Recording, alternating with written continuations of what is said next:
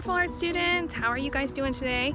I decided to come outside this morning because it's beautiful weather. So Holden and I are outside and we're doing some cool things. We already went on a walk down the road.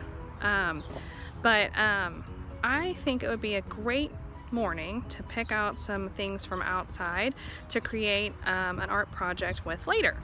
So I'm going to go around and start collecting sticks and stones and things like that, and then I'll show you what we're going to do. So, all right, I'm going to start collecting.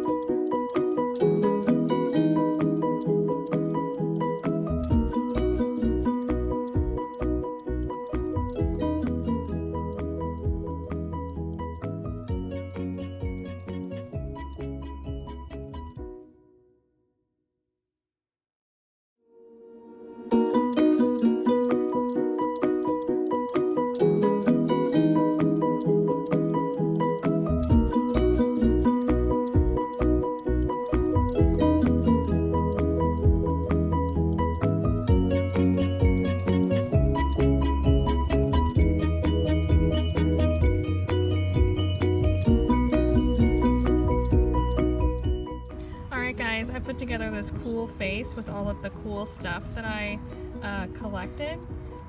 What you want to do after you get all of your stuff collected is kind of lay it all out, see what you can make out of it. I thought a face would be cool because I thought this leaf looked like a cool mouth shape, and then I just started picking out little things that could be eyes and nose. So let's switch out this long nose. Holden, don't put your Sprite there. Let's see what else I have in the bucket. Hold on. There's a big fat chunky nose. See, we found the dandelion. I thought that would be cool. It looks like it's like in the hair. We use grass for the hair. You can switch out different things. See what you can make. Well, that's a silly mouth. Oh, it could be like a big long tongue. Maybe. Wait. Maybe this would also be cool to look like a tree.